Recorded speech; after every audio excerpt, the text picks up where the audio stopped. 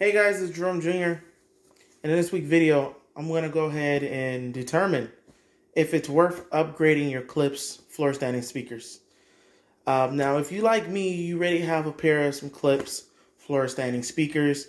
In this case, I'm talking about the dual 8-inch floor-standing speakers. If you like me, you probably already have the KF28 or the R-820F.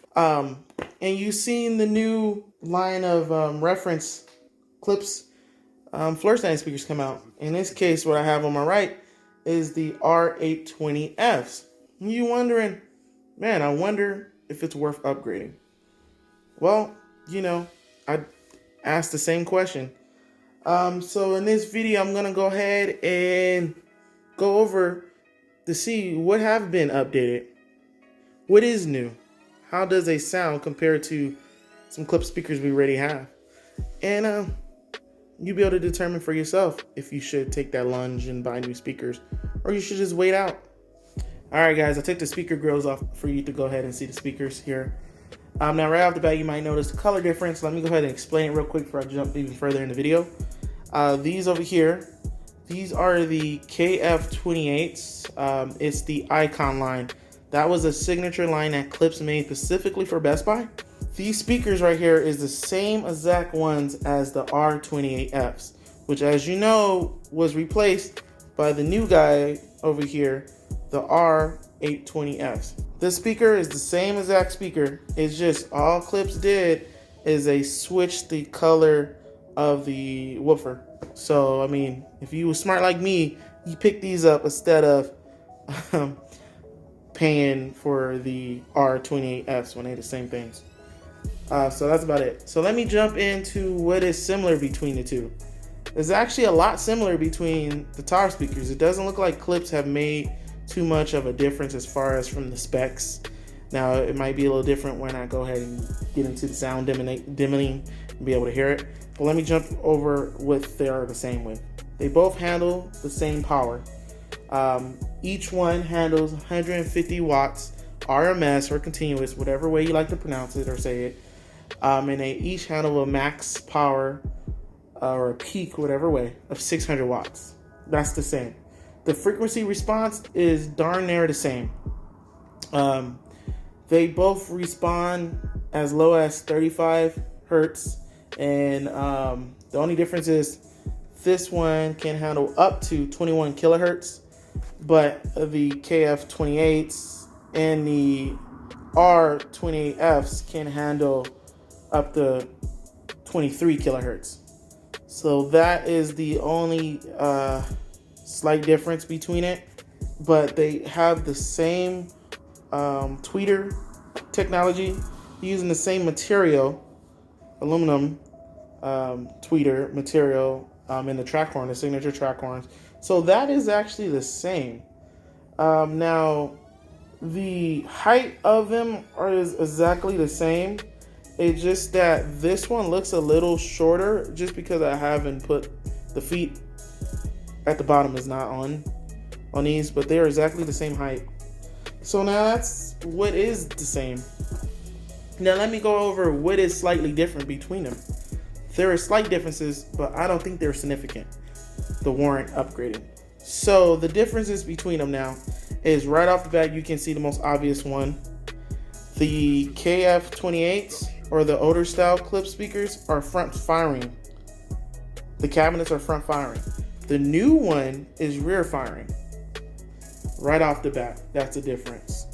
Another difference is, it's not big of a difference, but the sensitivity on the older Klipsch speakers is a little bit higher.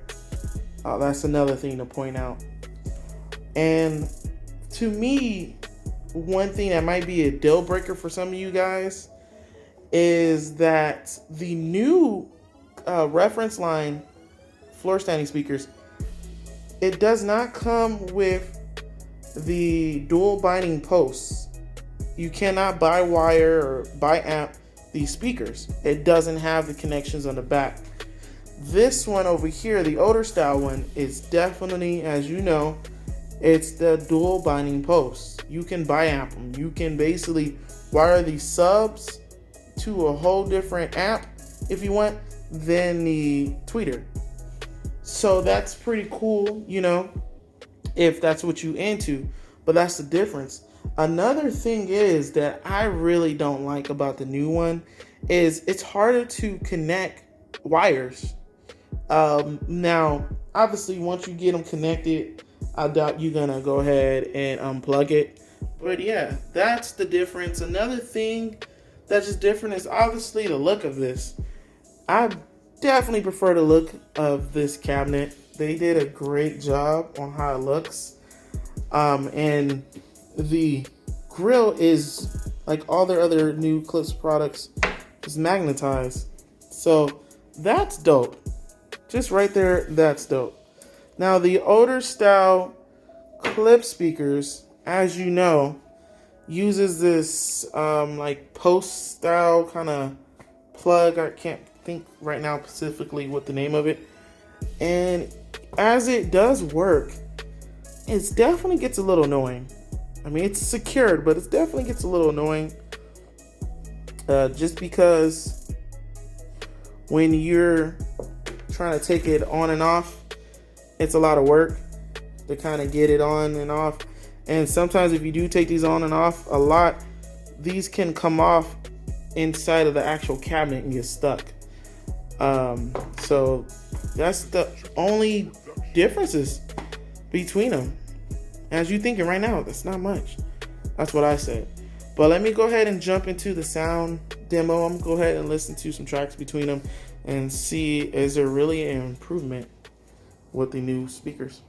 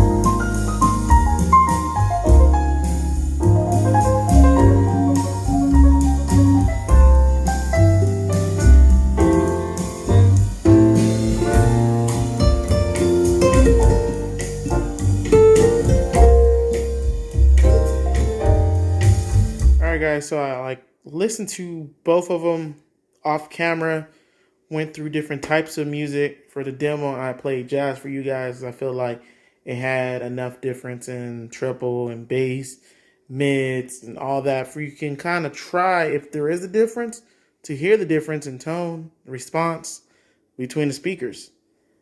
These guys sound the same. I couldn't pick up a difference. I don't know, maybe you might be able to off of the little recordings I did for you guys to hear. But me being in person, not through this camera, listening to them side by side, one by one, you know, I went through rap, some R&B, all types of stuff where I can try to hear the difference.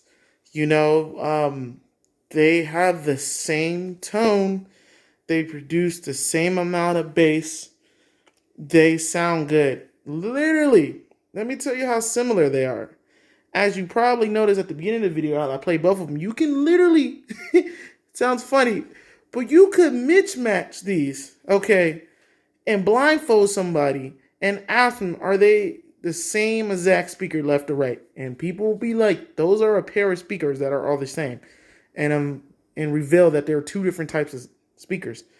So basically what I mean by that, just tell you guys, there is no performance difference between these two speakers. If you have the older Klipsch tower speakers or floor standing speakers, unless these speakers are messing up on you, which I highly doubt, Klipsch just seems like they built real well. Don't waste your money and upgrade.